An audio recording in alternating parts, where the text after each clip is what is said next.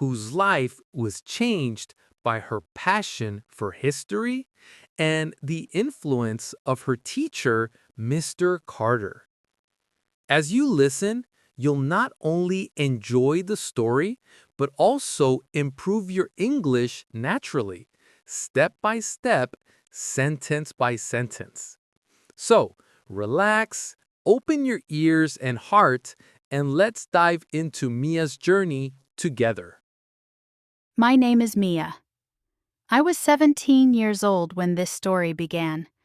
I lived in a small town called Green Valley, a quiet place with rolling hills, cozy cafes, and a single high school where everyone knew each other. It was my junior year, and I was excited about my classes, especially history. That year, we had a new teacher named Mr. Carter. He was 26, young for a teacher, but he seemed wise beyond his years. He had short brown hair, warm hazel eyes, and always wore a simple jacket with a notebook tucked under his arm. His smile was kind, and his voice was soft but clear, like he meant every word he said. On the first day of class, I noticed him right away. All the students did. Some girls giggled and whispered about how nice he looked.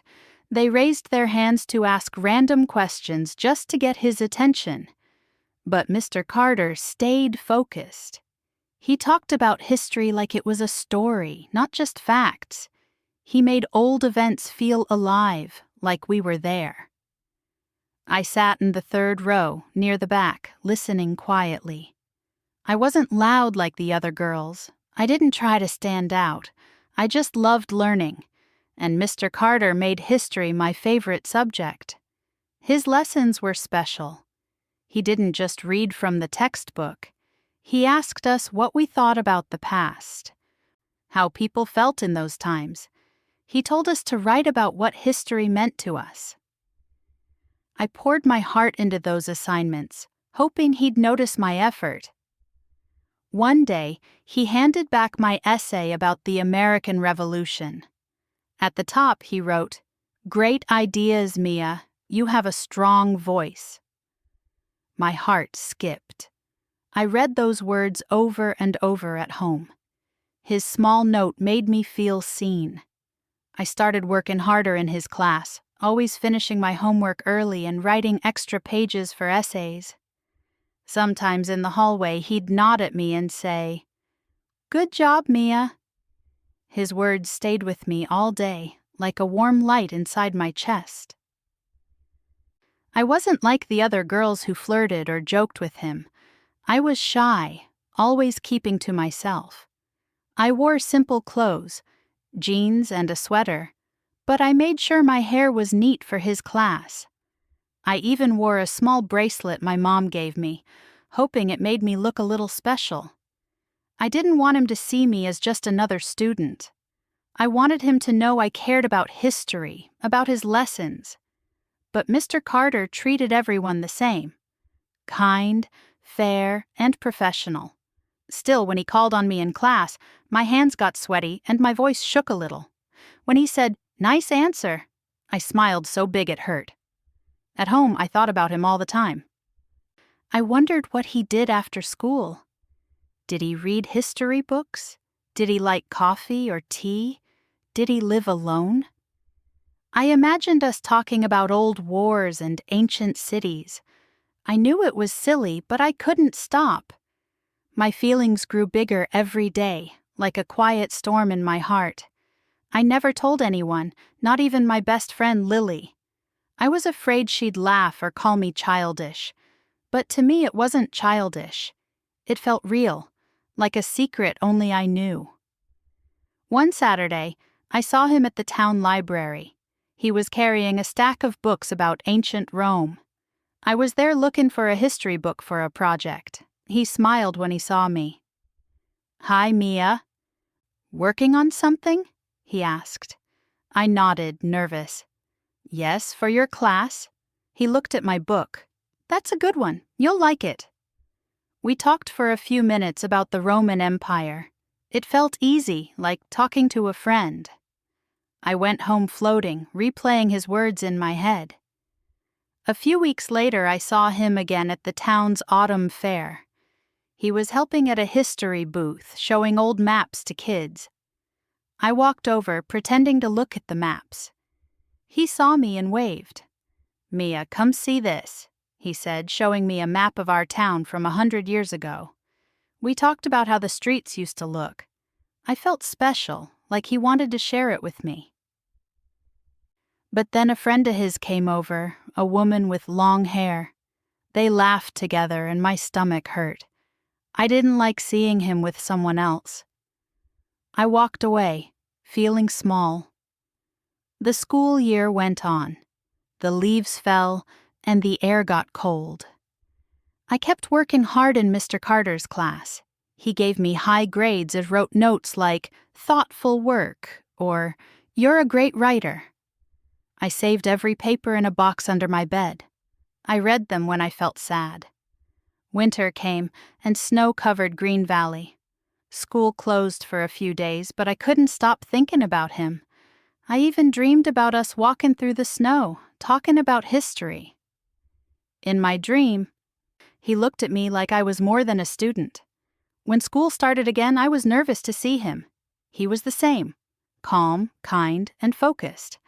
I stayed quiet, hiding my feelings. Then, one day, everything changed. It was just before winter break. Mr. Carter stood in front of the class and said he had news. "I'm moving to a new school next year," he said. "I got a job at a college in another state." The room went silent. Some girls looked upset. One whispered, "No way." I felt like the air left my body. My hands went cold. He was leaving? I couldn't believe it. He smiled and said, "I love teaching you all. Keep learning and stay curious." After class, I walked out slowly. I didn't want to say goodbye. I went to the school courtyard and sat on a bench. The air was freezing and the ground was covered in snow. I stared at the sky, feeling like I'd lost something important. That night, I walked around my neighborhood, my boots crunching in the snow. I didn't plan it, but I ended up near a small house I'd heard was his. The lights were on, and I saw a shadow move inside. Was it him? I stood there for a moment, my breath visible in the cold air. Then I turned and walked home. I couldn't sleep that night. My heart hurt. I thought about his smile, his voice, his lessons. He was leaving and I hadn't said anything to him. Not goodbye, not thank you, nothing. It felt too heavy. Before I tell you more, I want to ask, where are you listening from?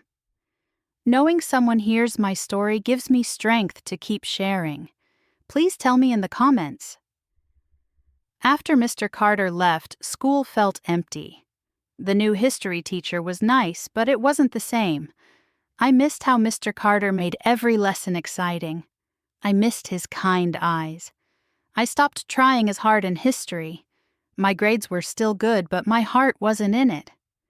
I walked by his old house sometimes, but it was dark now. Someone else lived there. It felt like he was gone forever. Summer came, and school ended. I started preparing for college. I wanted to study history, inspired by Mr. Carter. I spent my days reading books and practicing for entrance exams. My parents were proud, saying I could get into a good school. To help, I joined a summer history workshop in town. It was for students like me preparing for college. The class met in a small building near the park, with only 10 students.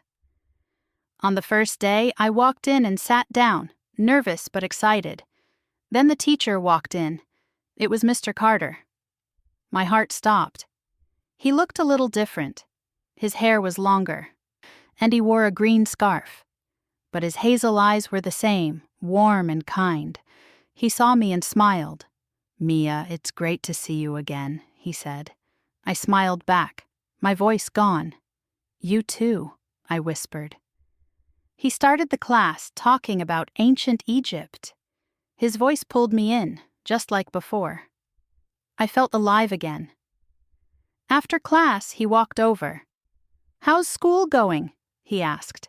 I told him about my college plans. "I want to study history because of you," I said, blushing. He looked surprised, then smiled. "That means a lot, Mia. You're a great student." We talked for a few minutes, and I felt that old warmth in my chest. Over the next weeks, I worked hard in his workshop. I stayed after class to ask questions about pyramids or pharaohs. Sometimes we talked about other things, like favorite books or movies. He was still kind, still professional, but I felt closer to him. One evening it was raining after class. I didn't have an umbrella. Mr. Carter saw me standing by the door.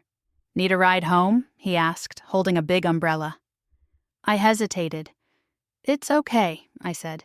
"Come on," he said. "It's pouring." We walked to his car, the rain tapping on the umbrella.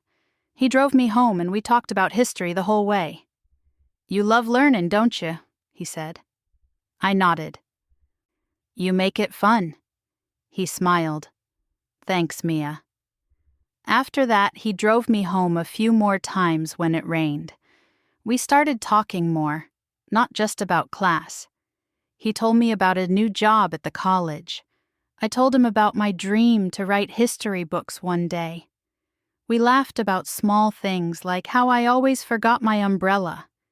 It felt like we were friends, not just teacher and student. But I still had those secret feelings. I didn't tell him. I was too scared. One day, we went to a history exhibit at the town museum for a class project. After, we sat outside on a bench. The air was warm and the sun was setting. He looked at me. "You've grown a lot, Mia," he said. "You're not just a student anymore." My heart raced. "What do you mean?" I asked. He smiled. "You're smart, curious. You're going to do big things." I wanted to tell him how I felt, but the words wouldn't come. I just said, "Thank you." The workshop ended, and I passed my college exams. I got into a university in the city to study history. I was excited but sad.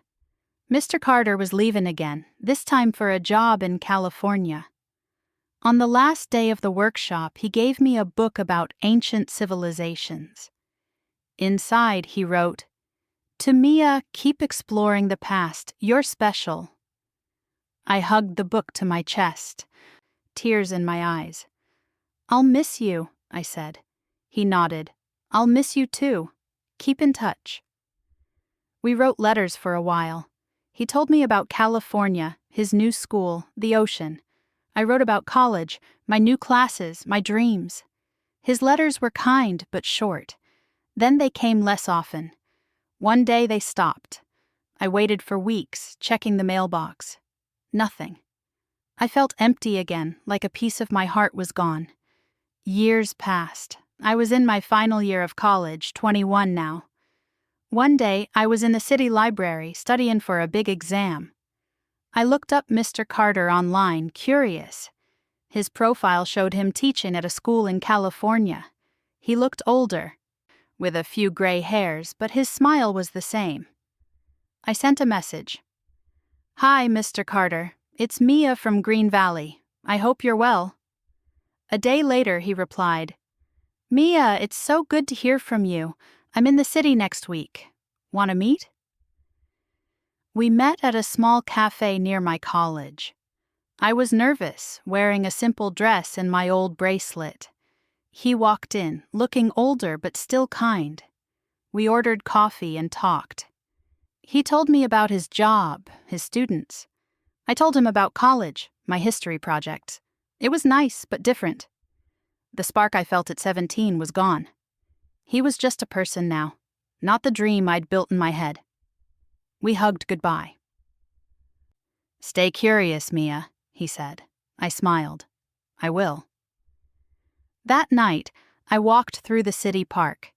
It started to rain, and I stood under a tree, watching the drops fall. I thought about Mr. Carter, our talks, his lessons. I didn't feel sad anymore. I felt free. He was part of my story, a big part, but not the end. He taught me to love history, to believe in myself. That was enough. Now I teach history to kids at a local school. I try to make lessons fun, like he did. I hope I inspire someone the way he inspired me. Life moves on and feelings change, but memories stay. They shape us, like pages in a book. My story with Mr. Kai Carter wasn't forever, but it was beautiful. Thank you for listening. This story is full of heart, dreams, sadness, and growth. If it touches you, please like, comment, and share. Tell me where you're listening from. More stories are coming soon.